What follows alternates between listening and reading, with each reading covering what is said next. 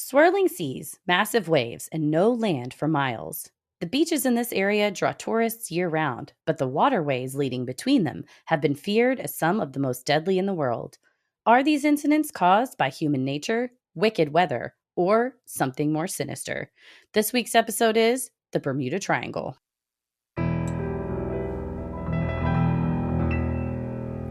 A bump in the night, your heart fills with dread. Probably a murderer who wants you dead. It could be a ghost, a demon, or worse. Perhaps you're the victim of a witch's curse. It's hopeless, you're doomed. You'd call a priest if you could. You'd rather just listen to Sinisterhood.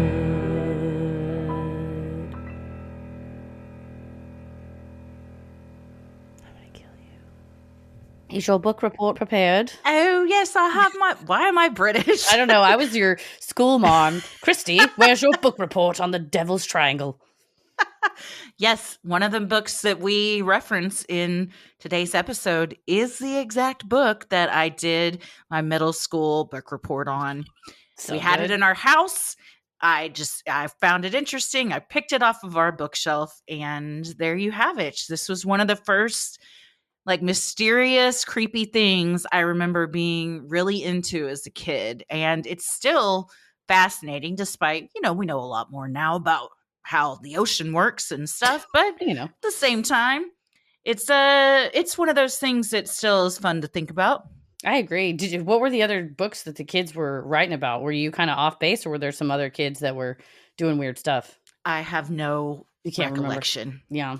I really don't remember. Imagine they weren't all doing Bermuda Triangle. I don't think that they came in with, tales of death and destruction and mystery. And you're like, this was the Navy's largest loss of life outside of combat. And they're like, thank you, Christy. Everyone give her a round of applause. Stop crying. Stop crying. It's okay. A lot of people died in her report, but it's okay.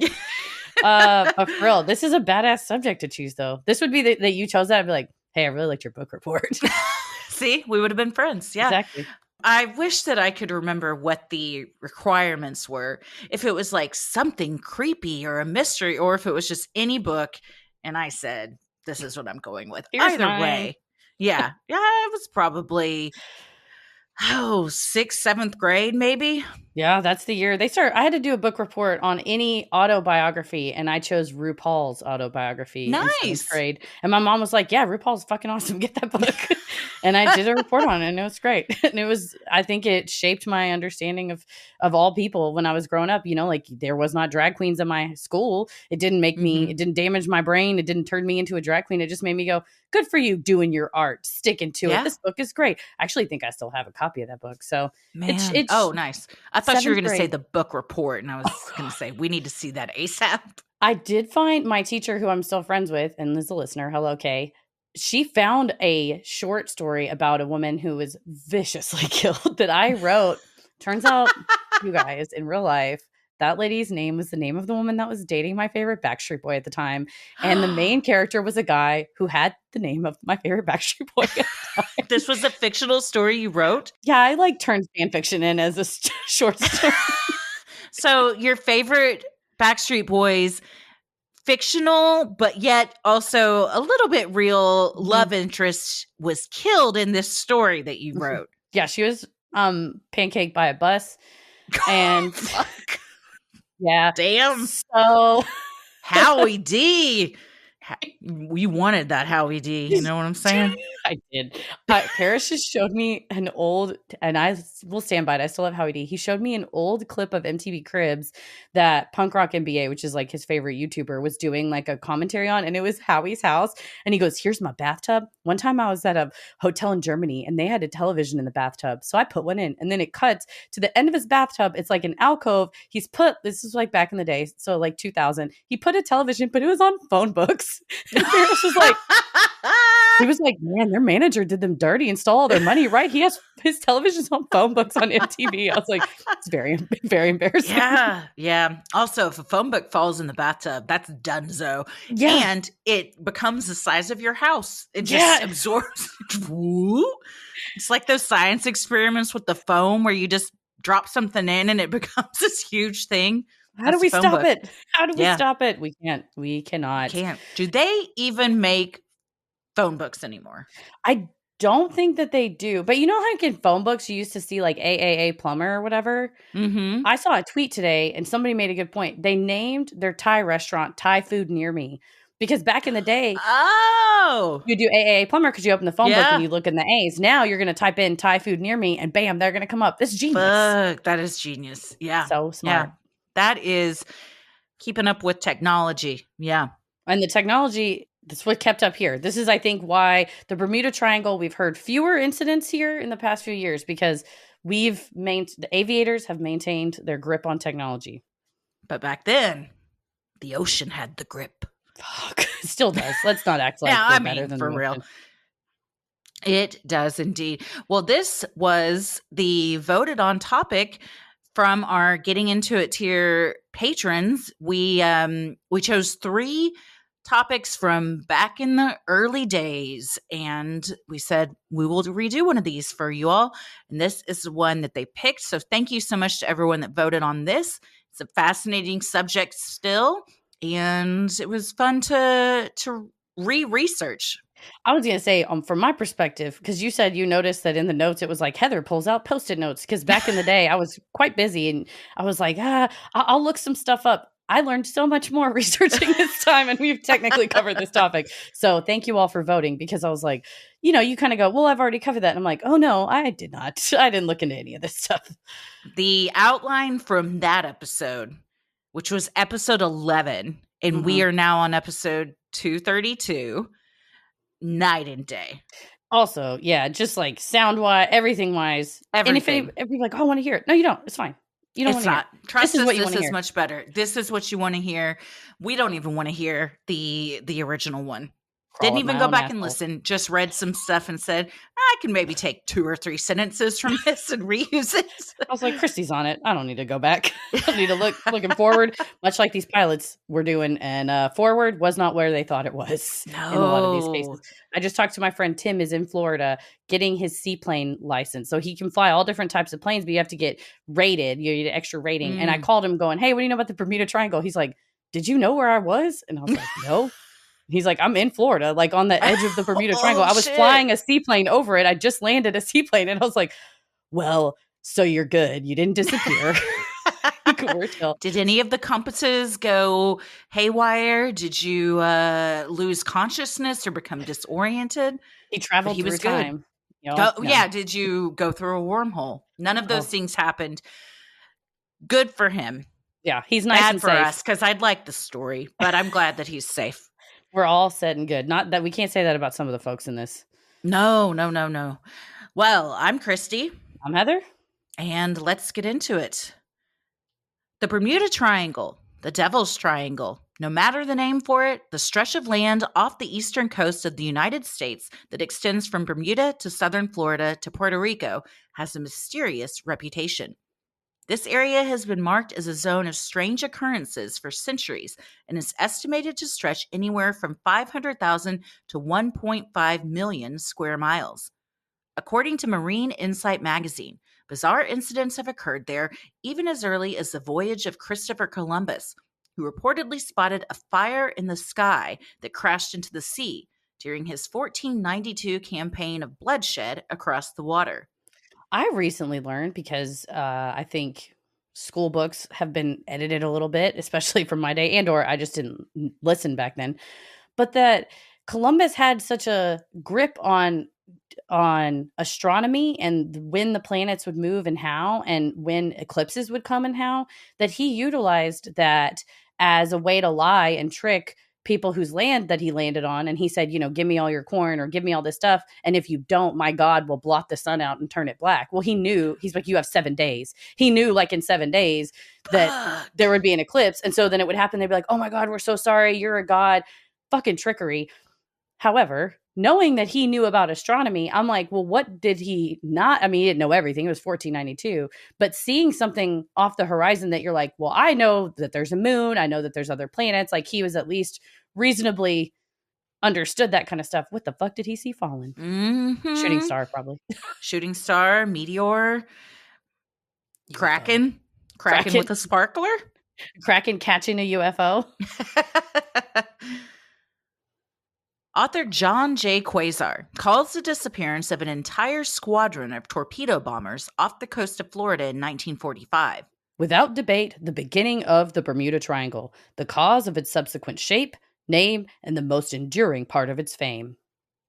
The incident occurred on December 5th, 1945. It began as a routine training mission for the Naval Air Force, comprised of 5 aircraft flying in formation with a combined crew of 14. Designated as Flight 19, the mission was only scheduled to last for around 2 hours and 15 minutes. They had planned a triangular route. First, they would take off from Naval Air Station Fort Lauderdale, fly out 120 miles east over the Bahamas, then make a pass to the ruins of a shipwreck around 50 miles from base to make dummy bomb runs before returning to base.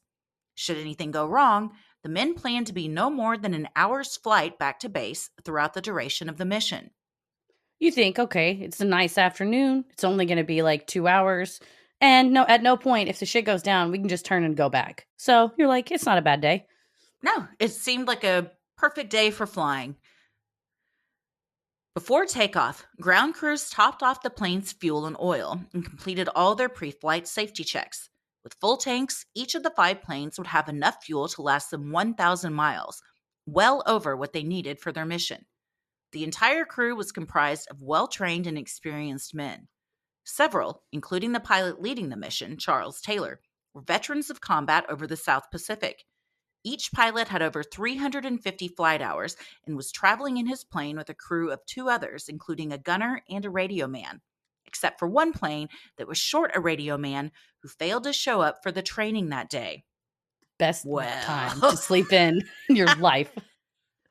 See, a sliding door moment for this man, for sure. Right? They're like, God damn it, you were late. And he's like, I know. Wait, what? What happened to the plane? Wait, no, nobody came back? Okay.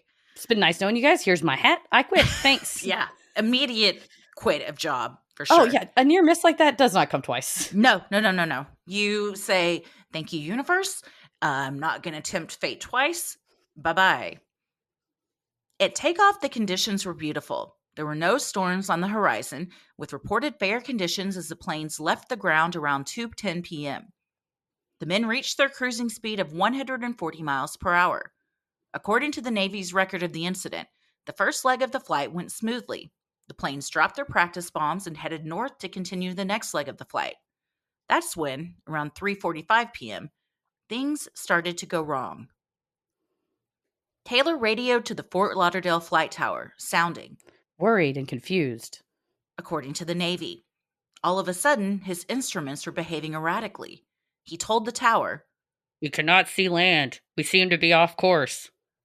When pressed for his location, Taylor paused for a stretch before saying, "We cannot be sure where we are. Repeat, cannot see land."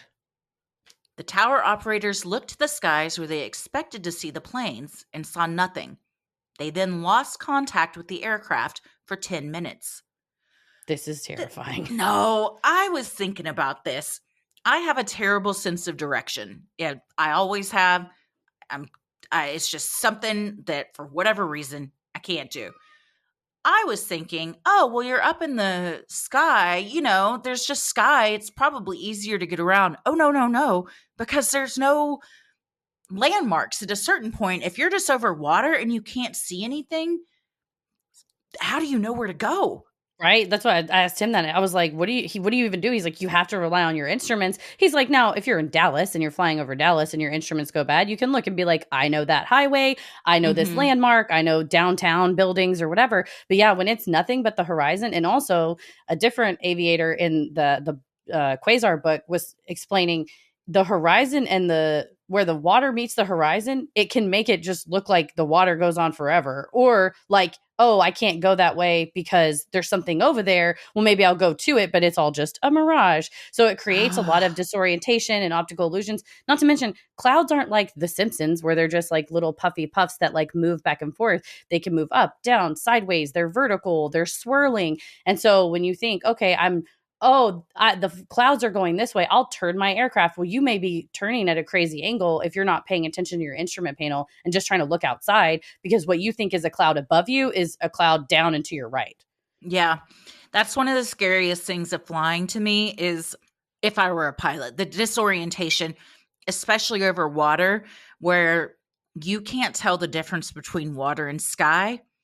And not only until you're about to go nose first into the ocean do you realize, oh, fuck, this isn't the sky. And then it's way too late. Yeah. And I mean, explode on contact, depending on how Yeah. fast you're going and what you're flying. Yeah. And it's as soon as you realize it, it's too late. Yeah. Yeah. Which probably is the best way to go. I mean, Right? if you it's I don't want to realize it and then be dealing with it for an hour and then die. I'd rather just be like, fuck, and then peace out. And yeah, if there's nobody that can get you on the radio and nobody that can help you, yeah, it's just like, don't tell me. I just black it out. I'm good. I'm good to go. But I saw a woman, it was viral. I think she went on the Today Show. Her nose gear fell off while she was in air, and another pilot saw it and radioed to her. And he said, "Are you okay?" And she's like, "No, my nose gear fell off." He happened to be a flight instructor and a dad. She was a younger pilot. She had the same name as his daughter. She was also named Taylor. And he, on the radio, walked her through how to make a landing without nose gear, which is an extremely difficult move. But because he remained calm, he's like, my dad instincts kicked in, my teacher instincts kicked in, and he walked her through it, and she was fine. And like, even when you're going down, I mean, you have to like you have to touch the nose to the ground. She was like kind of not panicking. She remained calm the whole time, but he's like, you got it, just like walking her through what is an otherwise terrifying situation. So yeah. If you don't have somebody doing that for you and you're out in the middle of the ocean, then all the worst things that just come into your mind. Yeah. Good for him. Because if she doesn't land the plane correctly, what a horrible thing that man now has to live with. Right, that you just witnessed something terrible, but the fact, and heard it, and yeah. Sinisterhood will be right back. I love wearing sandals. It's begun to be very hot here in Texas. It's like in the upper 80s, early 90s, low 90s here. And I don't feel comfortable if I walk around with raggedy toes, but I also don't want to go to a salon and commit to one color. I like to be able to change it up. Maybe I'm changing an outfit. I'm going to a concert or I'm going to a party. I need to be able to change it myself at home on the fly at the last minute. How am I supposed to do that? I think you should use Olive and June. You know what? I needed a refresher. And in case you all need a refresher, here is why Olive and June is freaking amazing. With the Olive and June Mani system, you can treat yourself to beautiful nails all year long. They have so many nail polishes. When I say they have so many nail polishes, whatever number you're thinking, multiply that by 100, because the amount of colors that they have, it's infinite. It's like the universe. We don't even know how far it goes on. And they last 7+ days and they do not chip. Their Mani system is the ultimate secret behind salon perfect nails at home. It's all in one, no guessing, no messy nails, no salon price tag. You can change it on the fly. You don't have to make an appointment. It's perfect. And we do that when we're on the road. We're about to go on tour again. And sometimes we forget, at the last second, I didn't do my nails. But with the Olive and June Mani system, it's portable. So we can do our nails in the green room. It's a game changer. The nails look professionally done right before we go on stage. Versus if you try to do it at home and you don't have the poppy, you're messing around. You got to get the Olive and June patented poppy so that you can paint your non-dominant hand with just as much clarity and efficacy as you do with your dominant hand. We suggest getting the Olive and June Mani system with 6 polishes, breaks down to just $2 a mani. It'd be $35 for a manicure like that at a salon. Here, it's only $2. You can't not do it. Getting beautiful salon perfect nails at home is now a dream come true with Olive and June. No more having to make appointments or travel to a salon. Visit oliveandjune.com/creepy for 20% off your first Mani system. That's oliveandjune.com/CREEPY for 20% off your first Mani system. Staticky radio transmissions suddenly returned. The tower could hear all 5 pilots sharing their compass headings. Surprisingly, they didn't match, leading the pilots to argue over which way they were going and which way they should be going. 2 of the pilots believed they should fly west. According to official naval records, the tower heard another voice, not Taylor's, say, We cannot find west. Everything is wrong. We can't be sure of any direction. Everything looks strange, even the ocean. After even more silence and no response from the men, the tower overheard discussion that Taylor had turned command of the mission over to another pilot, as Taylor had lost sight of the rest of the crew. The new pilot in command began making his own directives, telling the others to fly west, believing they were in the Atlantic Ocean and would eventually hit Florida. And yeah, when you're flying around Florida, it's just almost up and down, north to south. And so if you're in one type of ocean, you go one way. If you're in the other ocean, you go the other way. But if you don't know what ocean you're in. And if you're in the middle of the ocean, say land is behind you, but you think it's in front of you, and you're like, let's just keep going the way we're going, and you're just going further out into open water, and you only have so much gas. Yeah. The tower got no update for 20 minutes. Then they heard something awful. The voice of flight leader Charles Taylor, now trembling, bordering on hysteria, according to the Navy. He said through static and cutout transmissions, "We can't tell where we are. Everything can't make out anything. We think we may be about 225 miles northeast of base." The Navy reported that he rambled incoherently for a few moments before saying his final words, and the final words from anyone on the mission. "It looks like we're entering white water. We're completely lost." This is so chilling to me still.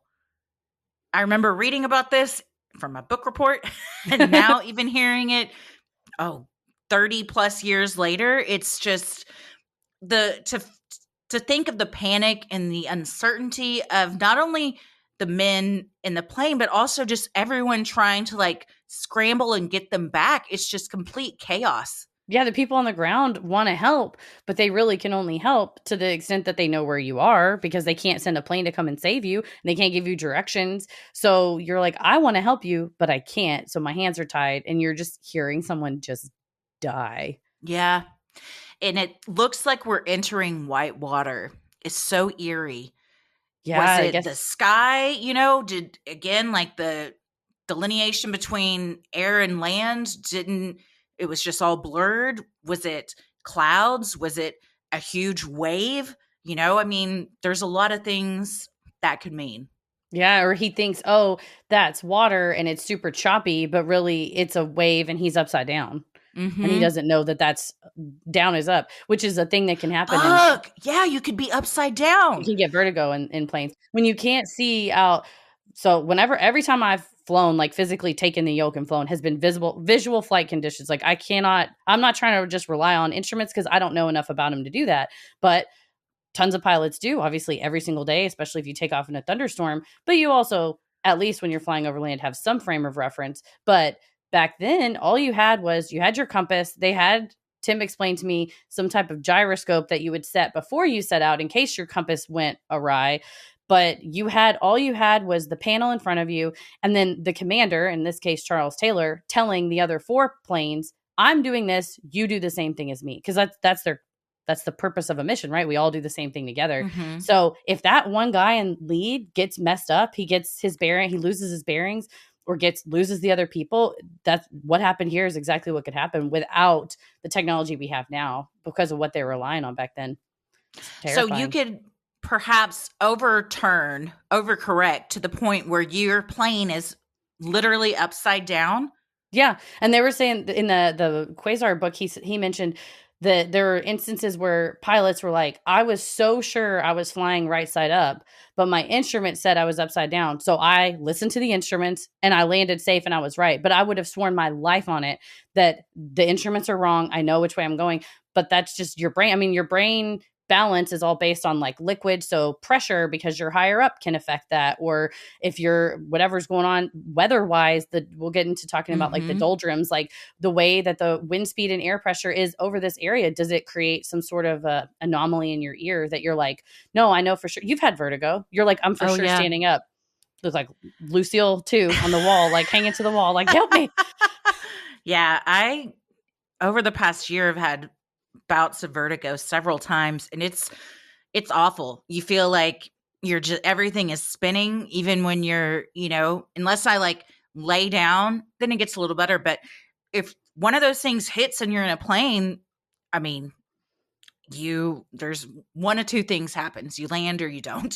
Right? I was thinking, yeah, how bad you feel when you have vertigo, and then also it's like, also you're in charge of a plane and 5 planes behind you. So anyway, get it together, and you're like, I'm physically unable to get it together. You really are. I mean, at least for me, and I've looked up what people do, and most of it is like you lay down until it passes. I mean, I think there's maybe medication if you have it all the time. I've taken Dramamine before, but Mhm. yeah, some things you just got to wait out. And if it hits when you don't have that luxury, you're real screwed. Yeah. Another plane was sent out on a rescue mission to find the planes from Flight 19, but was also lost and never heard from again. A tanker in the area later reported seeing an explosion over the water, but when it reached the site and searched the fiery gasoline spill for survivors, none were found. And that's so 14 went missing in the 4 planes, and then 13 more were on one of the 2 rescue planes, which were seaplanes, and one of those 2 planes just didn't come back. It makes me have, goosebumps. It's just, I think when we'll get to Soda, what do you think? Like, even if it's, it was a storm or whatever, that's still so many lives lost Mhm. by something that you had no control over. And it's weird that something happened. We know something happened by virtue of they didn't come back, but we don't know definitively what that something is. And I think that's why it's been upsetting me. I've been thinking about these guys because it's Yeah. so isolated and alone that like all his radio transmissions are so sad. Mm-hmm. And the fact that no bodies are ever found, and a lot of times no wreckage. And yes, in that area, like the Gulf Stream is very powerful and can take stuff from one area to the next. In fact, in 2022, there was a documentary made about Flight 19, and when they were searching the ocean in the area, they found a huge chunk of the Challenger. Yeah. And they said, we assumed that NASA had retrieved all of this, but it just goes to show like how large the ocean is, how powerful currents can be, and stuff could be a lot of places that we just don't know. Like they were shocked that they found this huge piece of the Challenger, but also it's great because it's a part of history. It also helps, us know like more about what went wrong on that mission and everything.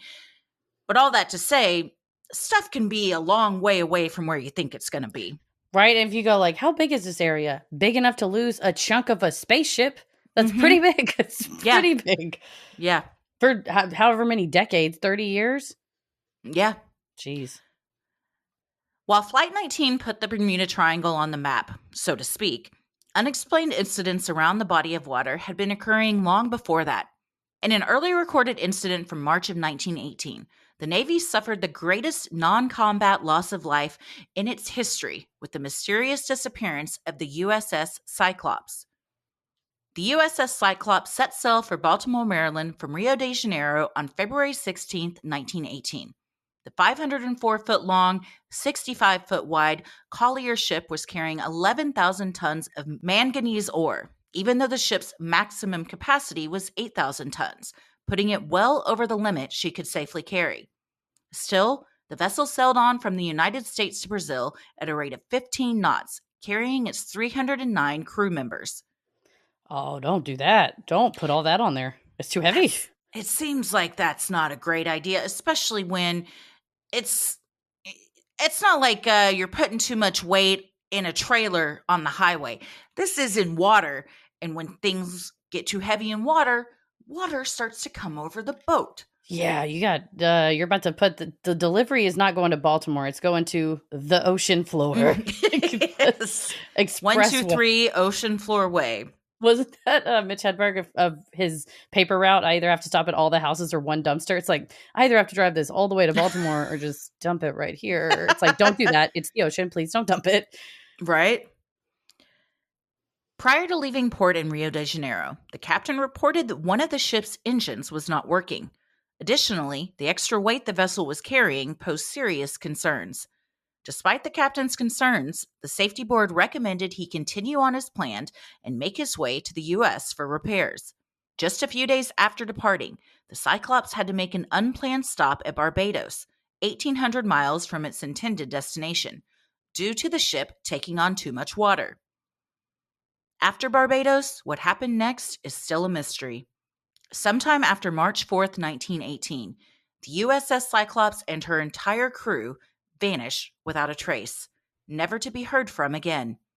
The only survivor was an officer named Conrad A. Nervig, who disembarked in Rio before the ship sailed on further. According to the U.S. Naval Institute, Nervig wrote a 1969 article for the organization in which he detailed the commanding officer's myriad problems. Nervig wrote that Lieutenant Commander George W. Worley was a gruff, eccentric, salt of the old school, given to carrying a cane, but possessing very few other cultural attainments. He was a very indifferent seaman and a poor, overly cautious navigator. Unfriendly and taciturn, he was generally disliked by both his officers and men. Sounds like a fun gig. He's just a surly old dude with a cane going, I don't know where we are. Don't go too fast, though. We're not sure where we're going. And you're like, well, there's like 300 of us on this boat, and it's huge. So cool. I'm glad you're in charge. Great. He had enough wherewithal to say, hey, everybody, one of these engines isn't working. It's kind of cracked. And also, we're way over the weight limit. So I'm a little bit concerned. However, they're like, keep going. You'll be fine. Just keep on going.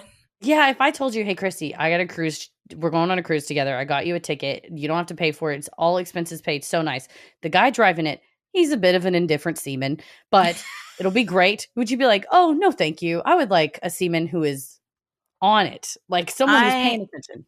Only want seamen that are on it. Okay? Sharp seamen. We don't want indifferent seamen. You gotta have sharp. Well, depends. You don't want a sharp seaman in some cases. If it's too sharp, then it'll destroy everything. Yeah, but it can't be indifferent or, I mean, unless sometimes you want an indifferent seaman. If you're having college, I was like, I don't want any seamen that know where they're going. They all got to be indifferent. Eventually, I'm like, all right, now I'd like you to have a little bit more of an idea of where you're headed. You were happy with indifferent seaman that was a poor navigator. Now you want sharp seaman that knows where it's going. Not anymore. I did two times.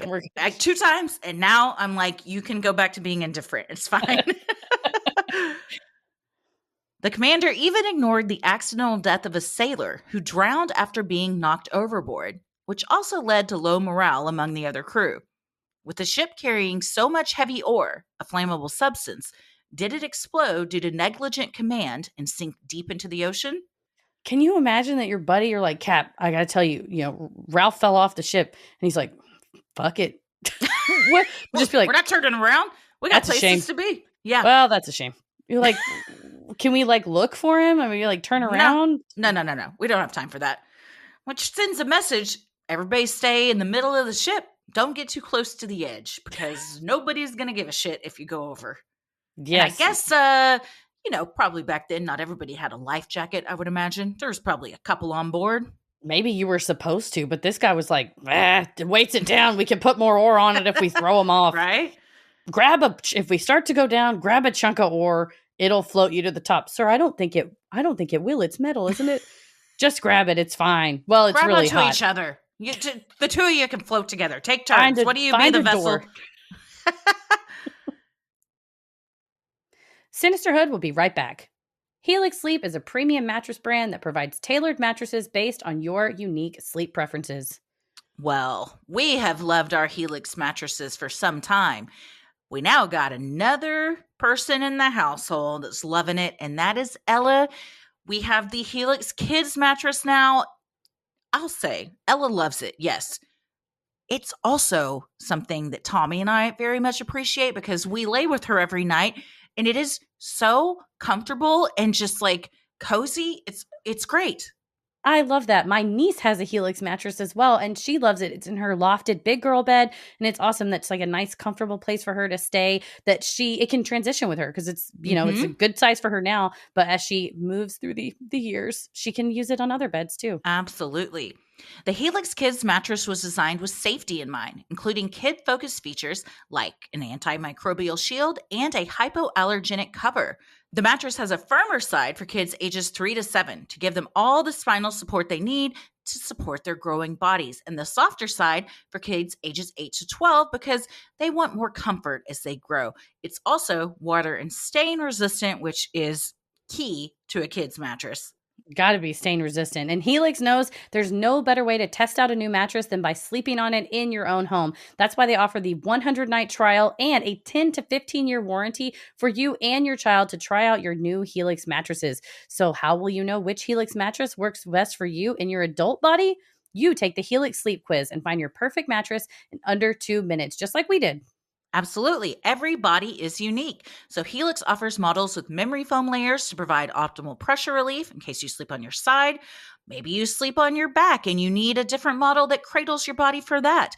They also have enhanced cooling features. And like you said, it's already starting to get stupid hot here. So we need that to help regulate our body temperature, whatever season it is, because it's spring, but it already feels like summer here. Exactly. And not only is the Helix mattress the best we've ever slept on, but the setup was fast and easy. The Helix mattresses are delivered in a box straight to your door for free. And by supporting Helix, you're allowing them to support us and the show. Helix is offering up to 20% off all mattress orders, including the Helix Kids mattress and 2 free pillows for our listeners. Go to helixsleep.com/creepy. This is their best offer yet, and it won't last long. With Helix, better sleep starts now.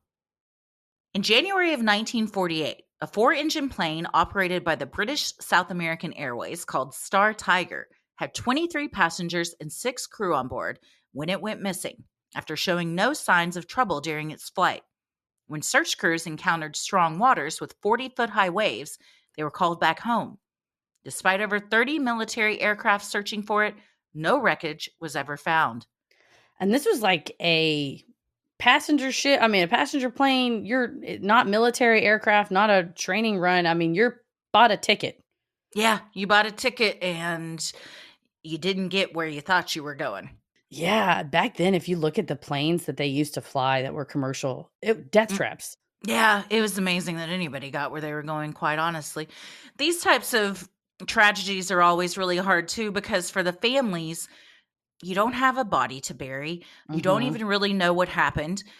Because nothing's ever found, you still hold on for a while to that glimmer of hope that maybe they're still out there. The chances are very unlikely, but until you get like a definitive, okay, we've found the wreckage, we've found the bodies, there were no survivors, I think it's human nature to hold out hope.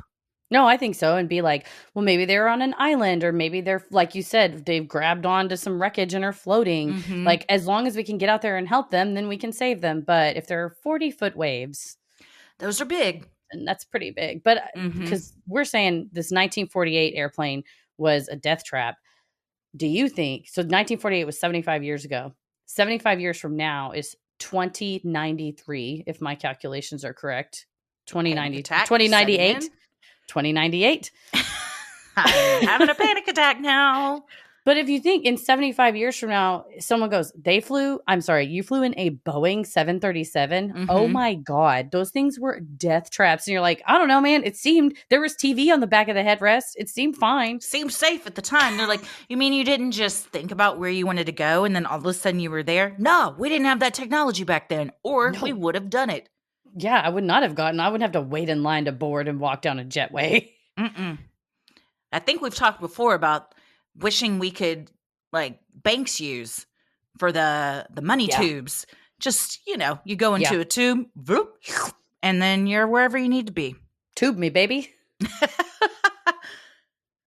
Just a few months later, on March 5th, 1948, internationally famous horse jockey Al Snyder and 2 friends disappeared while on a fishing expedition off the coast of Florida. Eventually, the skiff they had been sailing in was found empty, lodged in the mangrove roots near Rabbit Key, 60 miles north from where they had departed. Despite a massive search with dogs, local guides, planes, and a $15,000 reward, no bodies were ever found. And that's exactly the case here. You talk about loved ones not wanting to give up. His wife was like, no, he's out there. I know he's out there. That's sad. He is out there, but you're not going to be able to bring him back. No, I think he has become one with the ocean in one way or another. Yeah, if a skiff is small enough to get stuck in mangrove roots, it has 0% chance surviving a wave anything like 40 feet, much less a Yeah. 40-foot wave. Hmm. Yet another unexplained disappearance occurred in December of 1948 when an aircraft traveling from Puerto Rico to Miami, carrying people back from visiting Puerto Rico for Christmas, suddenly vanished. When the flight radioed that it would be 10 minutes late as it passed over the Florida Keys, everything appeared to be fine. Then, all of a sudden, nothing. The flight completely disappeared. 30 passengers, 2 pilots and the crew, and the DC 3 airplane seemingly vanished into thin air, never to be seen again. Search and rescue never located any debris, life jackets, or passenger belongings. Not even a larger than average gathering of sharks and barracuda, which are native to the area, was seen. However, no bodies were found in the ocean or washed ashore. And this one is disturbing because even if it did crash into the ocean and people were stuck in there, they said, sadly, when we fly over, we see a feeding frenzy of shark and barracuda, and you go, okay, well, at least we can tell the families we think that that's what happened. They saw nothing. Mm-hmm. So if they crashed into the ocean, they did it at a time the shark was out of office or something. All the sharks were out of office. Or it crashes so deep that maybe it's I don't know how deep can sharks go. I mean, I'm sure there's a limit to where certain animals can go. Yeah, but I think the deal is a lot of the stuff floats back up to the surface. So you would, if Mm, it even if it crashed so deep, like life jackets or something, things that are buoyant will yeah. still come back up. But what we said earlier, maybe it comes up and gets washed off that fast. Hmm. But yeah, sharks, they know no bounds. They probably do, but in my head, they are unstoppable. I mean, uh, I don't think that's an unpopular opinion. Although I would say I've been watching a lot of shark videos lately. Ella's very into sharks, and I have learned that they get a bad rap. Yeah, I mean, they can attack you for sure, but it happens very rare that they attack humans, and they're extremely important to the ecosystem and the circle of life and everything. I feel like sharks about how we feel about the ocean and space. I'm not trying to fuck with it. It's great. Right. We need it. It's doing its thing. Let's not destroy it, but just don't go up and poking and get messing with it, or you might get got. I don't need to mess around with a shark to respect it. I respect it from a safe distance. Exactly. I can respect it from afar. Hmm. A tanker ship leaving from Beaumont, Texas, and bound for Norfolk, Virginia, was last heard from on February 3rd, 1963. According to a naval report, the ship, called the USS Marine Sulphur Queen, was carrying 15,000 long tons of molten sulfur contained in 4 metal tanks, each heated to 275 degrees Fahrenheit by a network of coils connected to 2 boilers. I can barely drive my crossover SUV with a grocery load in the back of my car, much less 275-degree heated 4 metal tanks of 15,000 tons of molten sulfur. You're driving a volcano around. The stress of driving that is, I can't, it's not something, I get stressed driving just from here to the grocery store with traffic. Like if I had a volcano in my back seat, absolutely not. And you're not even on land. Also, it's in the ocean. You're like, Yeah, no, I'm not taking the deal. not No doing deal. it. It's Mm-mm. brave, man. It's brave to do this shit. It It's is very crazy. brave. Yeah. With 39 men on board, the ship made a routine radio call identifying its position, putting the vessel near Key West, Florida. That was the last time the ship checked in. Rescue crews were deployed, and 3 days later, all Coast Guard searchers found was a single life jacket floating alone in the open waters, 40 miles southwest of where the ship was last seen. There have never been any other signs of her or her crew. Man, what if one guy Oh, jumped off and everybody else, it took them all down, but then the shark got him and spit his that life jacket out? that life jacket floating alone. Just No. bobbing. Yeah, that's real eerie. It's like Ugh. the video I showed you of our camping trip this weekend at the lake, and a lot of beach balls were taken for the children, and the wind blew all of them out to the middle of the lake. So you just saw these tiny little dots. They would just keep getting further and further away. You're like, bye, beach ball. We love Hmm. you. Even with the increased attention on the area, the name Bermuda Triangle did not appear in print until 1952. Writer George X. Sand used the term in an article called Sea mystery at our back door. In Fate magazine, writing of A series of strange disappearances, leaving no trace whatever, have taken place in the past few years right at the back doorstep of the United States. all involving A watery triangle, measuring less than 1,000 miles on any one side. In 1964, Vincent Gaddis published an article in Argosy magazine tying the area to strange phenomena, calling it The deadly Bermuda Triangle. And, growing up, we talked about how, as a kid, we're like, oh my gosh, it's so dangerous to go over there. Yeah. But people go over there all the time. But I always had wondered, and it wasn't until, we talk about it on the show and learn it, where that term originated from. And because there have been instances for, dating back to Columbus all the way up to present day, I was like, well, who even decided to name it that? And it's just, what a deal that you're the guy that you're like, I called it the deadly Bermuda Triangle. People have dropped the deadly, but it's still there. Yeah, it's true. We fly over it all the time. I'm sure we've all flown over it or been at a boat or something near it. We don't hear about all the flights and boats that make it out safely. We tend to focus on the ones that don't, but millions of vessels of various kinds have passed through these waters unharmed. However, it only takes a couple real bad things to get the name the Deadly Bermuda Triangle. Right, you get that reputation. But I think there are people that do celebrate when planes land, and it's the people that clap when you hit the runway. Those people, those are the heroes that are like, on the flight. Yeah, you're on the flight and you touch down. They're like, all right, let's give it up for the pilot. Yeah, and unless it was a harrowing flight that involved like lightning hitting the plane and like wind and rain, I mean, yeah, it's good. It's great that they did that, but aren't they just doing their job? It's true. Like, do we clap when our servers bring our food to the table? After heart surgery, I might clap. And I feel like that's up there. I'd be like, thank you, doc. You got it. Thank you very much. Yeah, that's true. Everything's good. If it's something like that, I might go, I'll clap. No, landing a plane, that's a little bit more. I feel like pilots are like, we got this. We're chill. We don't need you to clap. I might be wrong. We might get a lot of DMs from pilots who are like, I live for those applauses. Like Lady Gaga, I live for the applause. If you do, let us know so we can get that clap started. We'll get the slow clap started. Every time. Descent. Wheels come out. And then we just speed it up until eventually everybody's hooting and hollering. I'm going to be like, it's happening. It's happening. As the plane starts to go down, it'll be great. Everyone will love it. I won't be on the news. I won't be arrested. No, and no one will be scared. Everyone will be excited. They'll love me. They'll give me little wings like the children in the cockpit. You'll get to take a tour of the cockpit. And probably the local jail. A decade later, Charles Berlitz published the book titled The Bermuda Triangle, a best-selling discussion on the region's mysterious happenings, forever connecting the Bermuda Triangle with the unexplained.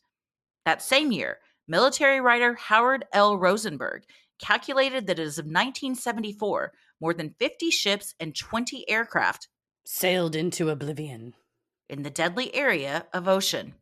Well, I was thinking about this too. Let's just take Flight 19, for instance, because that was before the Bermuda Triangle was like a thing.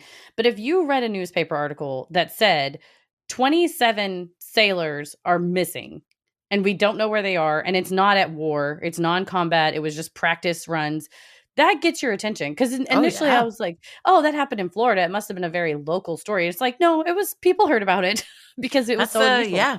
I mean, today, if we heard that, it would be a huge thing all over the news. Even, I mean, any vessel that goes missing and there's no indication of where it could be is going to make headlines. Well, it's just like that Malaysia Airlines 370 thing we watched on Netflix when we were on in Oregon. They still don't really know where all the pieces are. You know, we have theories and different things, but goes to show that, I mean, it's not just a little bit of news. I mean, it's international mystery that we're all still talking about 75 years later. Yeah. And this is the book that I did my report on. Yeah. Shout out to Charles Berlitz. Thank you so much. Nice. So what makes this area of ocean more treacherous than any others? Or is that even the case? The doldrums, or the Intertropical Convergence Zone, ITCZ, pronounced and sometimes referred to as the Itch, is an area where the prevailing trade winds of the Northern Hemisphere blow to the southwest and collide with the southern hemisphere's driving northwest trade winds, according to the National Oceanic and Atmospheric Association, or NOAA. The governmental agency explains. Due to intense solar heating near the equator, the warm, moist air is forced up into the atmosphere like a hot air balloon. As the air rises, it cools, causing persistent bands of showers and storms around the Earth's midsection. The rising air mass finally subsides in what is known as the horse latitudes, where the air moves downward toward the Earth's surface. Because the air circulates in an upward direction, there's often little surface wind in the edge. That is why sailors well know that the area can be calm sailing ships for weeks, and that's why they call it the doldrums. If you watch a current day vessel, which they filmed it for like History Channel, has a couple of different series on the Bermuda Triangle. One is hosted by Zachary Quinto. Would recommend. He's a great narrator. Oh, yeah. But they show a ship, a dinghy, like a pretty small ship sitting there that in the ocean you would think you would be tossed asunder or moving around or whatever. And it is freakishly calm and still, like a pool. Disturbing. Like the calm before the storm. Like a hurricane or a tornado when everything gets real calm, or the eye of the hurricane is the calmest part until it's not anymore. Right. Till it runs over you. The calm before the kraken. I was in a hurricane where the eye passed over in Fort Lauderdale when I lived in Fort Lauderdale. And it was all calm? For a moment. Yeah, until it goes away. It was wild. Had to shove the couch in front of the front door so the front door didn't blow open. Didn't have power for weeks. Yeah, it was a bad one. When we, in Baton Rouge during Katrina, we went out during the eye, but it had really subsided after it got that far inland. So it was like pretty calm, and then it just rained afterwards. But being in Florida, I would be terrified. When we were in Tampa on that boat ride, I was like, what did you do when you lived here? You're like, you just like closed your windows and hope for the best. What? Yeah, I mean, the thing with hurricanes is you have a couple of days notice before shit's going to go sideways. However, if you don't have anywhere to go and you can't leave, you still got to batten down the hatches and just hope for the best. Sinisterhood will be right back. With HelloFresh, you get fresh, pre-portioned ingredients and seasonal recipes delivered right to your doorstep. I despise going to the grocery store, and HelloFresh allows us to skip that and just focus on the fun part, which is cooking for Tommy and eating for me. But we all want it to be affordable, and that's why HelloFresh is America's #1 meal kit. April is Earth Month, and HelloFresh is always committed to a cleaner planet. On average, HelloFresh meals have a 31% lower carbon footprint than the same meals made from supermarket ingredients. Plus, nearly all HelloFresh packaging materials are curbside recyclable in most areas of the U.S.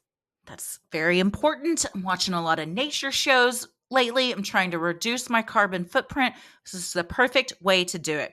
HelloFresh also keeps your taste buds on their toes with 40 recipes and over 100 seasonal and convenience items to choose from each week. With so much variety, there's options for everyone and everybody's lifestyles. Spend less time in the kitchen with quick and easy meals like HelloFresh's fast and fresh pineapple chicken tacos or falafel power bowls. They're each ready in 15 minutes or less and delicious. And that's it. You got to have it quick, easy, because at the end of the day, when we're like, what do we get? What else? Well, I don't know. What do you want? I don't know what you want. When you're like, in 15 minutes, we're about to have a delicious meal that you couldn't even get from a restaurant. There's no brainer. So much faster. You don't have to wait, and you feel better about it. Go to HelloFresh.com/creepy50 and use code creepy50 for 50% off, plus your first box ships free. That's HelloFresh.com/creepy50 and use code creepy50 for 50% off, plus your first box ships free. HelloFresh, America's #1 meal kit. Older ships reliant on the wind for power caught in the doldrums would find themselves trapped, facing severe dehydration, delusions, and eventually death. One of these areas occurs within the Bermuda Triangle. And if you're stuck and you can't move and you're like, well, a wind will come soon. I mean, at some point you're going to lose track of days. You run out of food. You're like, well, might as well just drink ocean water because it's all that's there. Don't do that. And we know what happens when you do that. Yes, it's don't drink ocean water. We all think, oh, there's all this water we can drink. It will cause extreme dehydration, delusions, delirium, all sorts of problems. I remember reading, it was a I can't remember which boat it was, or a ship that sank, but it was a horrible one, and there were a lot of sharks. And a lot of the men on board, it was just like a feeding frenzy. But because they were taking in so much salt water, I remember reading how a couple of them were like, "Oh, if we swim down, there's help down there," because they were just completely hallucinating. And others were like, "No, there's not. That's not a thing." And they're like, "No, there's help. There's people down there that can help us." And they just swam down and didn't swim back up. He's like Triton, the Sea King. I saw it in Yeah. the movie once. He's down there with Mhm. his daughters and they can all sing. That's horrible because you Yeah. think you're so convinced. It's almost like when you have vertigo, you're so convinced that that's the right thing to do that there's no reasoning with it. When someone's in a moment of psychosis due to physiological factors, you can't like Yeah. reason with them and be like, no. I think probably the only time you should like drink ocean water if it's from Sonic. Yeah, Route Yeah. 44 ocean water, good stuff. Or if you got one of those straws. Yeah, a life straw. Life straws? I Do think those that work works on ocean water? I know it works on river water with that could have bacteria in it. I'm not sure if it works on ocean water. I should check before I tell Paris like we're stuck on a boat somewhere. I'm like, yeah, babe, take a suck out of the ocean. You'll be fine. I think there's some sort of a filtration you can do because I think some far off islands they've figured out ways how to do that to have drinking water. But yeah, drinking any kind of salt water when you like fall in the ocean or a wave hits you and it gets all in your nose and mouth. Yeah. Another possible way for boats to become trapped is from deposits of algae called sargassum that can gather in the area. As the algae rots and the sailors remain trapped, the gases combined with severe dehydration can cause delirium. And this is like these huge, and they're saying global warming, climate change is causing more of these to happen. But of course, now you would think you have more sophisticated instrumentation to like navigate around them. But if you're a motor or if you're a sailboat and you're in the doldrums and in sargassum, you're donezo. And you just sit there and I guess accept your fate. Hope that somebody comes by to rescue you, your instruments work. If a bunch of weeds get all tangled up in your engine, and I mean, there's not much you can do. No, and that stuff, especially when it starts to rot, gives off this like nasty odor. And then, which already is I'm out. I'm tapping out. But if it's around you, you can't even get really fresh air because there's no wind that's really blowing by. It's one of the most used shipping areas, and Godspeed everybody that has to ship through that because it's every single thing we read. It's just like, and this horrible thing could happen. Also, this at the same time. It's truly a very heroic industry to work in. The BBC series The Bermuda Triangle Enigma analyzed data and discovered that conditions in the area could cause waves upwards of 50 feet high that exert more pressure that even the strongest ships would have trouble withstanding. Footage of some of these monster waves made its way to the internet in 2018 when the Norwegian Cruise Line's Norwegian Pearl ship ventured into the Bermuda Triangle after missing Tropical Storm Alex. Footage from passengers on board show 40-foot waves that made it to the ship's 13th floor. Though the modern-day cruise ship made it through with no more trouble than a closed pool, more archaic ships could not have withstood the violent pressure from those enormous walls of water. Shout out to the people on the boat who stood up next to the window with their cameras and phones and filmed this, because I was in the living room watching it going, oh my God, oh my God, oh my God, oh my God. And Paris goes, what are you watching? And I was like, I'm watching this cruise ship about to get fucking wrecked by some waves. I would have been in the bathtub. I don't know if they don't. I think they just have showers. I've been on cruises. I would have been in the shower, in the bathroom, hunkered down for my life. I also would be violently ill.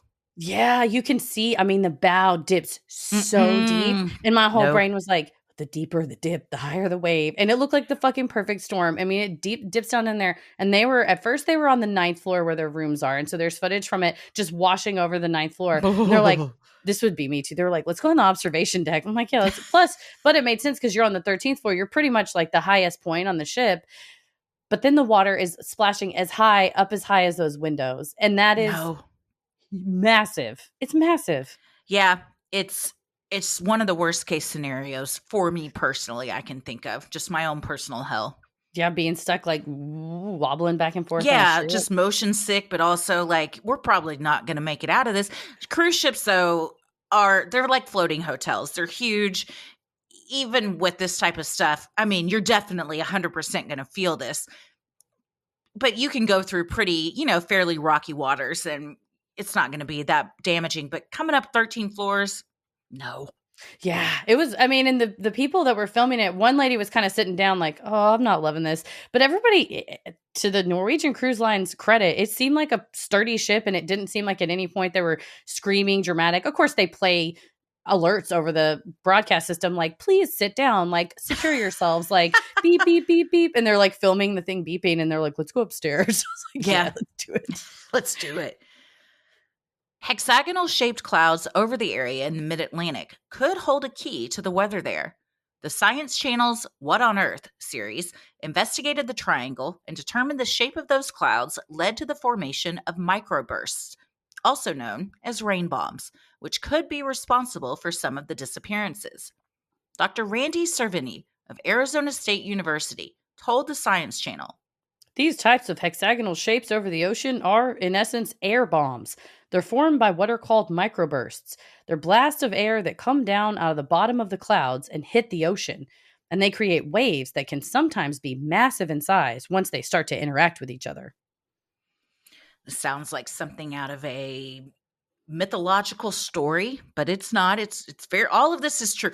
What's crazy, and this is going to sound like I'm stoned, but I'm not, is when you think of all of the stuff the planet does, because that's just what it does, because it's just gas and dust and shit. We got to be respectful of it all, because it's not going to change. That's what it does. We got to figure out how to live with it. Don't be so cocky that you think you can go through a rain bomb and come out the other side unscathed. You hit the nail on the head. At no point, if the fight is between man and nature, my money's on nature every time. Every time. Because nature doesn't have the hubris of I can beat you. Nature exists and does and is. Mm-hmm. And we think we can, I'm going to try this, I'm going to do that. And like you said, a rain bomb doesn't give a fuck about your feelings or what you're trying to do or whatever you think you can do to navigate around it. Can we adapt to nature? Certainly. I think we've done well to do that. But you're right. I'm not trying to poke this bear of nature and say, well, I'm better than you and smarter than you. I could just go. No. We have to respect the earth because, as you said, it just goes on. It does not. And to me, I find that very kind of relief. It's like a relief, right? It's relaxing. Like, it's in the grand scheme of things, like the earth will spin on without me. That's fine. I'll do whatever I can do here and, try my best every day. But yeah, when you start to get real, not to get back to the moon stuff, because that's all our tour. But when, I start to get real down in the nitty gritty or stressed out or whatever, I'm like, the world's so big, right? Like this matters to me. Right, like what are we? God, the guy at Snap Kitchen. I didn't tell you. I ran by to get a lunch one day, and then we were talking. He's like, "Oh, we have new bowls that they're gonna be 30% more protein than the FDA recommends." And I go, "What does the FDA know? That's just a recommendation." He goes, "Yeah, it's true. It's all made up." I said, "Everything's made up." He goes, "The IRS." I said, "Time, gender." He was like, "Money." I said, "All this, everything's fake." He was like, "Yeah, so not much to get worried about, huh?" I said, "Nope." Have a good day. Just walked out. Which Snap Kitchen is this? Because I'm going. He's awesome. It was Skillman and Mockingbird, I guess. Okay, that's the one we go to. So yeah, I needed a quick for lunch. This guy. I was out on the run. I needed a quick lunch, and I was like, "This sounds Snap good." Kitchen. But yeah, you really feel like it. It's so massive. The planet's so massive. And talking about like with the moon, from that perspective, you put your thumb over the Earth. That's how little we are and small we are in the grand scheme of things. So don't fuck with microbursts. It's also hard to get mad at nature because it's just doing its thing. It's not personal. It's just trying to survive and thrive like we all are. But the difference is nature doesn't have an agenda. It's just there doing its thing. It doesn't have it's not targeting, certain people or communities or anything. It just is. It just is, right? It's just like, this is where I do my microbursts. You're welcome to fly through here. You're welcome to sail through here. I'm not responsible for what happens. And I'm going to burst, though, and you can't get mad when I burst. We gave you warning. If we burst after we told you we're fixing to burst, that's on you for not listening. NBC meteorologist Kevin Corriveau disagreed, telling the outlet, When I look at a hexagonal cloud shape in the Bahamas, this is not the cloud signature of what a microburst looks like. You would normally have one large to extremely large thunderstorm that wouldn't have an opening in the middle. So, if not a microburst, what else could it be? Thick clouds, strong winds, and precipitation can all contribute to pilots becoming disoriented while in the air. Modern aircraft are outfitted with more sophisticated technology that can help pilots maintain their location and anticipate bad weather. Older aircraft weren't so equipped and may have simply been lost due to unexpected weather events and a lack of technology to navigate around them. The Bermuda Triangle is arguably the most famous of the 12 so-called vile vortices, identified by biologist and writer Ivan T. Sanderson. According to Marine Insight magazine, Vile vortices are areas on the Earth's surface which have naturally occurring anomalies due to the planet's natural electromagnetic fields being stronger in these parts than anywhere else in the world. the Bermuda Triangle, along with the 11 other vortices, are spread evenly across the Earth's surface, comprising a 20-sided polyhedron.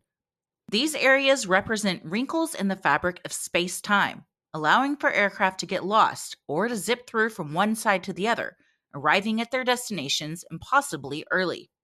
And Ivan Sanderson thought actually it was bigger than a triangle, and he kept calling it a lozenge shape, but almost more geometric gemstone kind of shape. But he thought Like it could a Sucrets?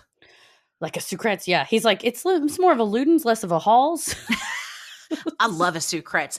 Those cherry ones in the tins. When I was Dude. little, I would eat those like candy. They were so fucking good. We're a Ludens family. I've been sucking on Ludens Oh. recently. I like a Ludens. It doesn't do Mm-hmm. anything medically. It's essentially candy. But if they sell it in the lozenge aisle, I think I'm allowed to have as many as I Yeah. want. But no, he thought it was much bigger and that it stretched down from this area in the Caribbean all the way up either to Norfolk, Virginia, or like New Jersey or somewhere up along the East Coast. So he thought these incidents happen not just in this small area that we've outlined, but in fact, this whole area is one of the vile vortices where I guess it's a wrinkle in time, and you can, if you're saying, oh, okay, we're flying and we'll get back, like when that plane called and said, oh, we're going to be 10 minutes late, it would land in 30 seconds and be like, oh, I just talked to you 10 minutes ago. And you're like, no, you talked to me 30 seconds ago. Kind of like our Freaky Friday story where Mm-hmm. the sisters were coming from the Ohio State University. Mm-hmm. And we're like, well, you were right behind me. It's like, no, I wasn't. That's what Ivan Sanderson put forth as these vile vortices. Kind of like Interstellar, too, where things Yes. age depending on where you are to what might take you 7 minutes on this planet. Back on Earth, 25 years has gone by. That blew my mind. That whole movie. But when he's kind of like behind the room and stuck back in there trying to, make contact through each of the different rooms in space-time, that is what I think Ivan Sanderson's theory is that these planes aren't lost, they're just stuck in another area of reality that we can't see. Mm-hmm. As soon as the triangle got its name and reputation, people were eager to label the cause of its happenings supernatural. Richard Weiner produced a TV film documentary on the area in the mid-1970s and seemed to agree with Sanderson's hypothesis on space-time. According to Weiner, the missing ships and planes are still there, only in a different dimension as a result of a magnetic phenomenon that could have been set up by a UFO. Others posit the leftover technology from the lost mythical continent of Atlantis could have something to do with the magnetic problems ships and planes encounter. And yeah, if it's all around that area, it's like another pole or something that we don't know about. Or Weiner thought it was UFOs. I think Sanderson thought it was just how the Earth is. Or it's So Atlantis. Weiner thinks that extraterrestrials have planted some sort of magnetic field in the ocean to be able to control ships and boats to perhaps get them to their universe. Yeah, or maybe it's like a wormhole. You started it's like our tube system that we discussed. That's like a jumping off point to the tube. You get in the tube there, but there's no return yet. Yeah, that's the problem. If you go up in the tube, you want to come back down. Yeah, you don't want to send off your driver's license and the bank keeps it. You want to come. You got it. You expect to get it back. Yeah. Sinisterhood will be right back. The most mysterious explanation of all may also be the most plausible. In a 1974 article on the loss of Flight 19, Howard L. Rosenberg wrote, If the planes were flying through a magnetic storm, all compasses could possibly malfunction. Actually, man's knowledge of magnetism is limited. We know how to live with it and escape it by going into space, but we really don't know what exactly it is. that form of thinking may sound antiquated now, but in fact, in 2023, our understanding of magnets isn't much clearer. Live Science magazine quoted Gerald Walker, a physics professor at Cleveland State University, who explained that two important aspects of magnetism remain unexplained. One, why magnets always have a north and south pole. And two, why particles emit magnetic fields in the first place. He told the outlet, We just observe that when you make a charged particle move, it creates a magnetic field and two poles. We don't really know why. It's just a feature of the universe, and the mathematical explanations are just attempts of getting through the homework assignment of nature and getting the answers. given our incomplete knowledge of magnets, whatever phenomenon may have caused the malfunction of the instruments on the aircraft of Flight 19 could also have contributed to the mysterious disappearances of other aircraft and ships in the area. Trying to explain magnets is like me trying to explain how mirrors work. Magnets, mirrors, black holes, any of that. I'm like, it just, and so much of this, though, when you think about it, like we were just saying, everything's made up. But so many things we just accept as truth. But also we're like, yeah, this happens. We don't really know why, but we're all just gonna, we all know what happens. Why? We can't say, but we're still gonna just acknowledge that it's, what do? You're kind of stuck between a spaceship and the Atlantic. Am I right?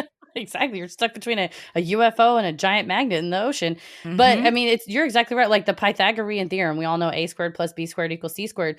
Two high school students in New Orleans recently just wrote a proof that it's like being, analyzed by other scholars, but that like we knew that a squared plus b squared equals c squared, but we couldn't explain why. And now all these years later, they think they have been able to explain why. So we would arguably need something similar with this magnet situation of like, listen, the shit just sticks. I don't know. Stop asking. Stop asking this. I don't know. You look in a mirror, you get to see yourself back. I don't know how it works. It just happens. Kudos to those two high school students who are doing the work, because I was just smoking weed in high school. I wasn't doing anything that helped anybody. I was this is incredible. Can you download a game onto my TI-83 calculator so I can play games during class? I had a TI-85. Thank you very much. Okay, and I had Tetris. Damn. Snake.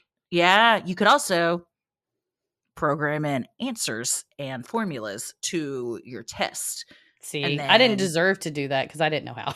Yeah, well, my best friend taught me. So she was very smart, much smarter than me. Shout out to Julia. Thanks, Julia, for helping. Thanks, Julia. Oh, Julia was the best. We lived next door to each other. She was great. She was like, when I would get in trouble, which happened a lot, she was like the one friend that my parents were like, but you can still hang out with Julia, because she was a good influence and a positive person. I do feel like I was that kid in other kids' lives of like, Heather's cool. She's not going to do anything illegal or fun. See? She's going to be like, do you want to put boobs in the calculator upside down? Yeah, let's do that. Yeah. Play with my size Barbie. Yeah. Let's do that instead. The official word from the government is that nothing supernatural is to blame.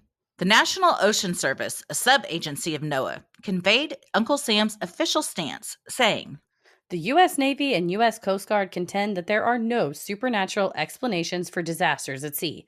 Their experience suggests that the combined forces of nature and human fallibility outdo even the most incredulous science fiction. Historian David O'Keefe told Newsweek in 2020 that while science now has a better understanding of the area referred to as the Bermuda Triangle, strange and unexplained happenings still occur. As far as the data suggests, sinkings and aircraft losses continue. However, now that we have a better understanding of the area, the sensationalism attached seems to have simmered down, at least for the time being, that is.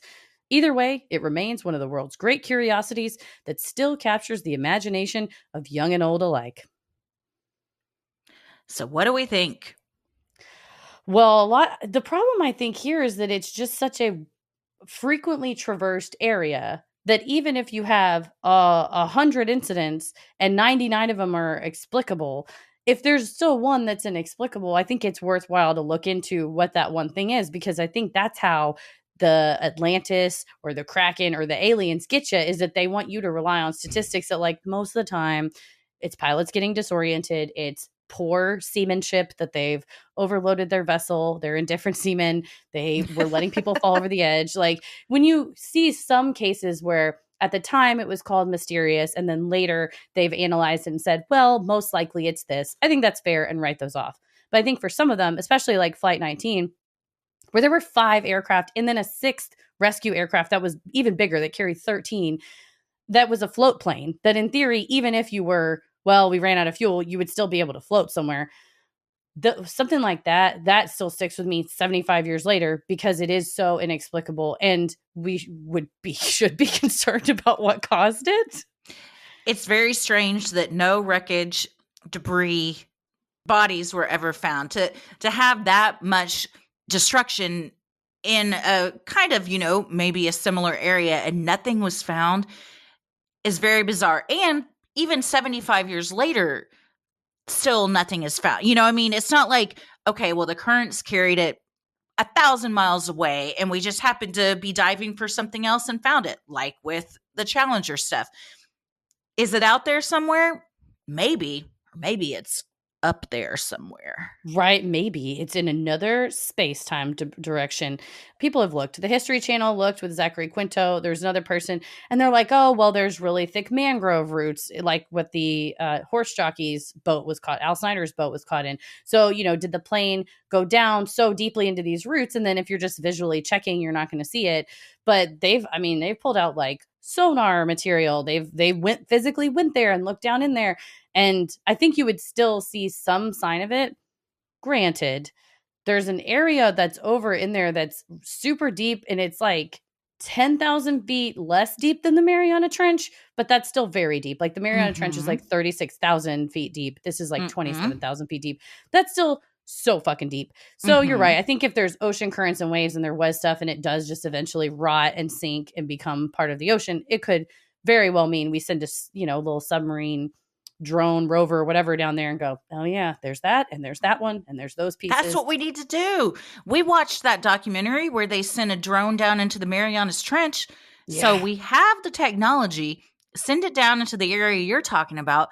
And what if it's just a watery graveyard for all of these things, and just the way the currents and stuff work and the depths of the ocean, it kind of is a catch-all, and all sorts of things are answered. You like open the door down there and they're like, hey, get out of here. It's Atlantis. We've been hanging out. Like, we're fine down here. We don't want to go back. Those guys from the shipwreck with the sharks are down there. They weren't wrong. I like to think that's everybody's hanging out and it's fine. Sadly, I don't think that's the case. It is, I think a lot of it can be explained by archaic technology, weather, things like that. The ocean is fucking huge. It is still bizarre and eerie to think that so many of these things, it just is like they vanished into thin air and there's nothing ever recovered. I agree. And that's the sad part and I think why it's an enduring mystery, because your family wants to know what happened. Mm-hmm. We as citizens want to know what happened.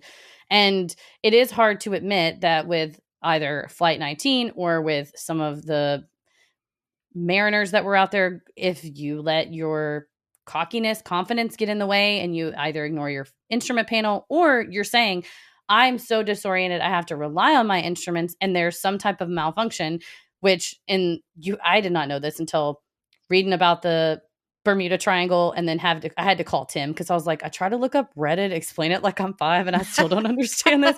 But difference in true north, where like the North Pole and the South Pole stick through the earth, and then whatever magnetic north is, which is shifts and it's a place in, he goes, I don't know, it's a place in Canada, but I don't either, but it's this, what your compass points to is not exactly like true north depending on where you are. There are certain areas that north on your compass is actually north, but for other areas you have to adjust it.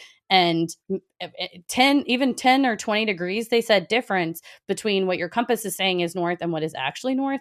And if you go 10 to 20 degrees in the wrong direction for 140 miles an hour, that's enough time to get completely turned around. And then by the Mhm. time you figure out, oh shit, I didn't adjust my compass or whatever, that's enough time to be like, and now I've run out of fuel and I cannot safely land this in an ocean with massive waves or giant rotting sargassum like algae. Right?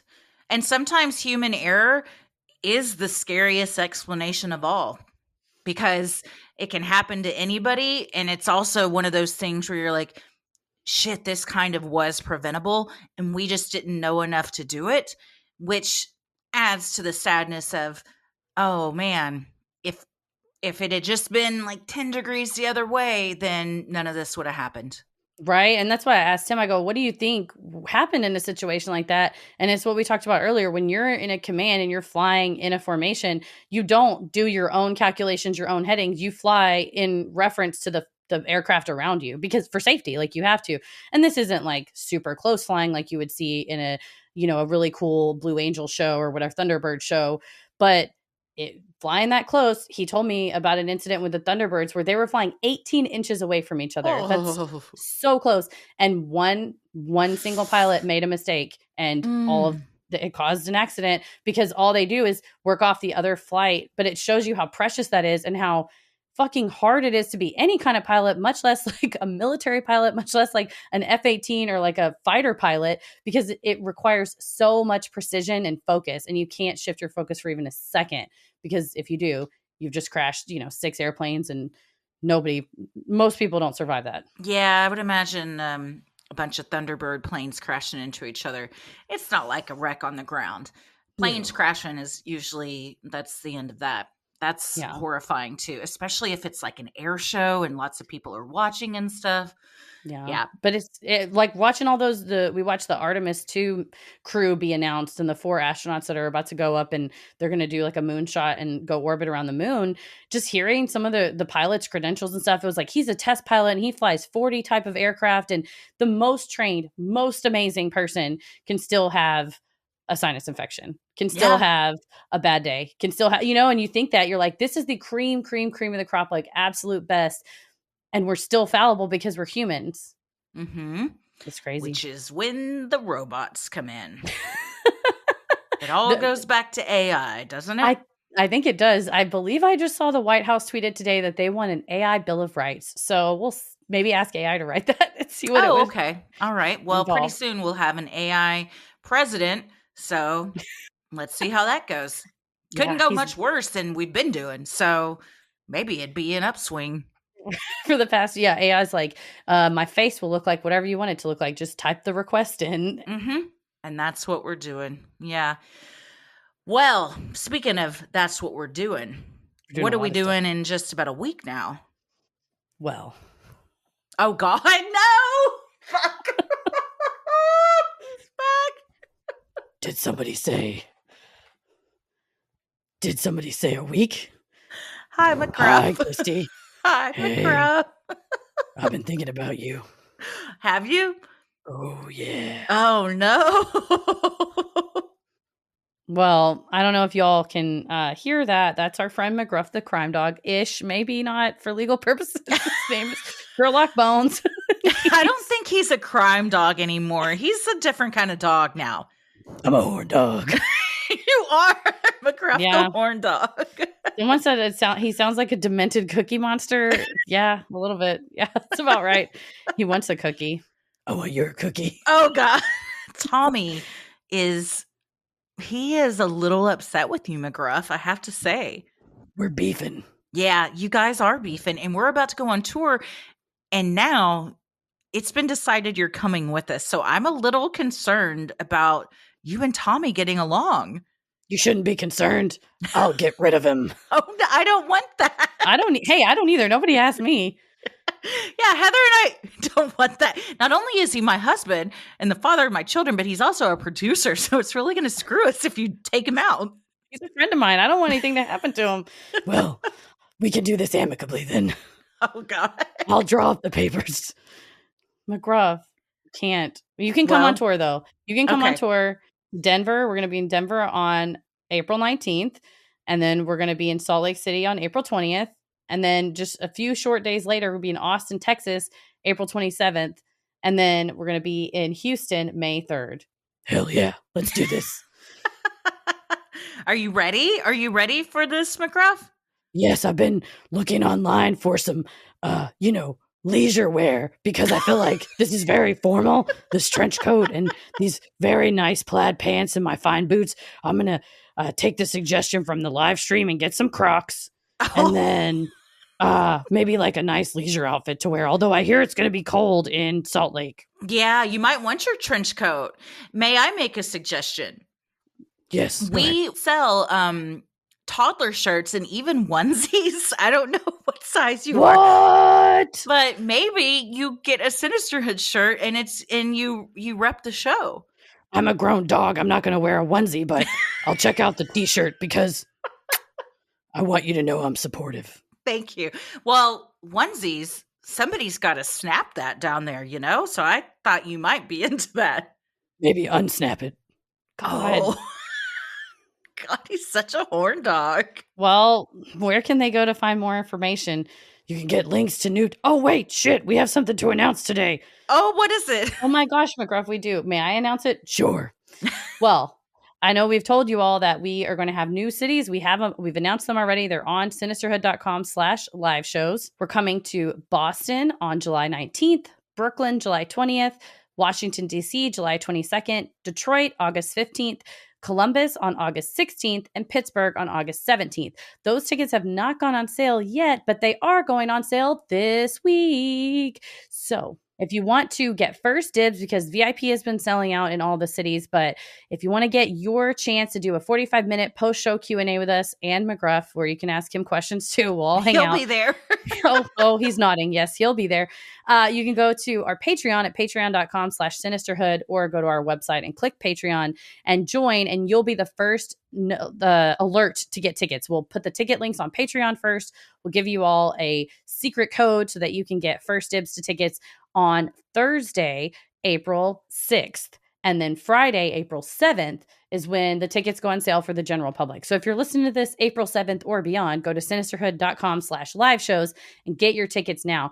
But if you don't want to miss out on the VIP in all of our new cities, go to patreon.com/sinisterhood, sign up at the Ruling the Airwaves tier and above, and you will get all the alerts, the first alerts for all the ticket links.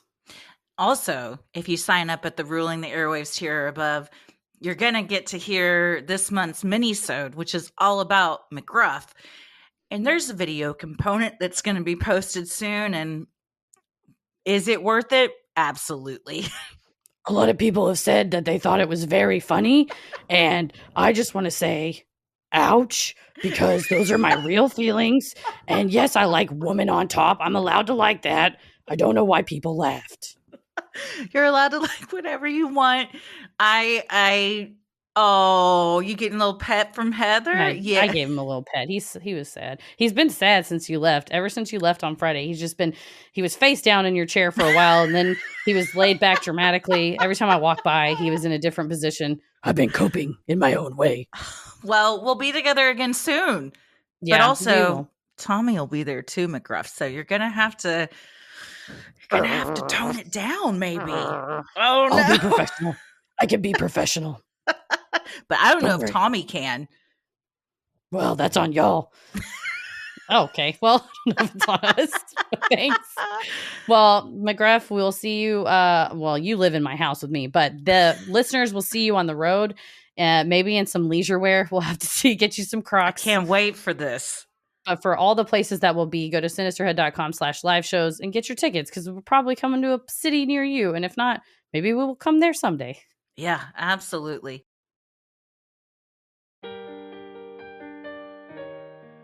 We love providing Sinisterhood to you at no cost. So if you like what you hear, consider supporting the show by donating to our Patreon. We're a small operation, creating this show for you by researching, writing, recording, and producing it ourselves. Any amount is sincerely appreciated and helps offset the cost of making and hosting the show. As a thank you, you'll also get some sweet perks like ad-free episodes, a Sinisterhood sticker, membership to our exclusive Patreon Facebook group for those in the Rolling the Airwaves and Getting Into It tiers, a special shout-out on the show, a monthly bonus minisode. In March, it was about our dear beloved McGruff, and he makes an appearance. You also get first dibs to tickets, like we said, as well as patron-exclusive video and audio content, including Am I the Asshole, Relationship Advice, Judge Christie, Dear Sinister, True Crime Headlines, and more. And patrons in the Getting Into It tier are also able to vote on a bonus content segment each month that they would like to see live streamed. You also have the fun perk of access to our Discord server, where you can connect with other fans in real time and discuss the latest in true crime, share personal ghost stories, or just post adorable pictures of your pets. We hop on occasionally, and we host monthly Q&As on Crowdcast, where you can ask us all your burning questions. This month's, you get a real eyeful because we do a little taste test of the ranch-flavored ice cream, and God help us all. We learned a lesson that day. We did the ranch ice cream on the Q&A, and then McGruff came on to our bonus content live stream, and you can check both of those out. The next Q&A for April is going to be Wednesday, April 26th at 8 p.m. And then the live stream will be Sunday, April 30th at 8 p.m. Central, both Central time. So you can head to Patreon in the pinned post, and there's a link to our live stream signups. For our patrons not in the US, you have the option to pay in pounds or euros, saving you the cost of the conversion fee. Annual memberships for all tiers are also now available. Those that select this option will be rewarded with a free month of membership.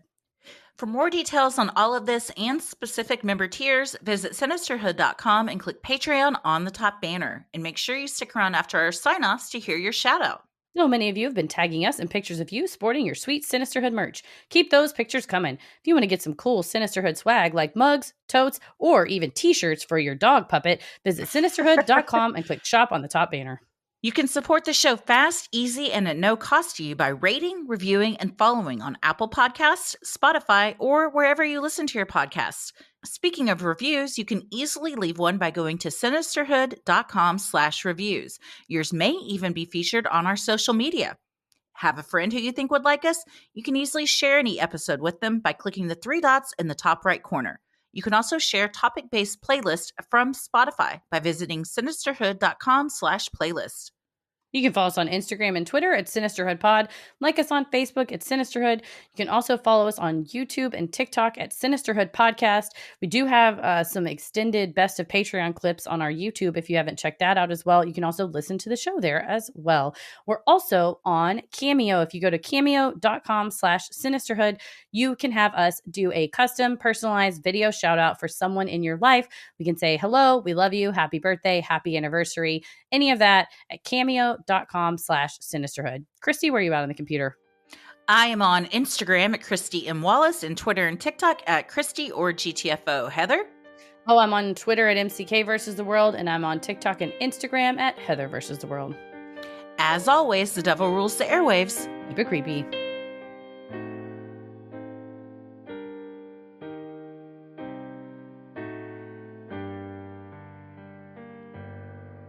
Hey, everybody. Thank you so much for supporting the show on Patreon. Here are your special Patreon shout-outs. Reagan Andrews. Caitlin Rankin. Hannah Birch. Amy Hernandez. Sarah Cahermans. Kaylin Kelly. Emily Lucas. Mia Cottingham. Jessica Riggleman. Rebs. Cassia Russell. Rachel Anderson. Emily Davis. Crystal Scott. Sam Cohn. Aubrey Hickman. Kelly Best. Emily Davis. Rosie Norgren. Ariana Smith. Melissa Potts. Katie Fisher. Sharon Brooks. Jacqueline Avila. Allie B. Madeline Mueller. Chelsea Robertson. Isabella Milton. Jen Hall. Nicole Ambrose. Leah. Jessica Renwick. Ariana Gilman. Ashley Rucker. Natalie Ellen Billing. Thank you so much for supporting the show on Patreon. We could not do this without you. We sincerely, sincerely appreciate all the love and support, and we hope we pronounced your names correctly. Stay safe, stay healthy, and keep it creepy. Wah. Sinister.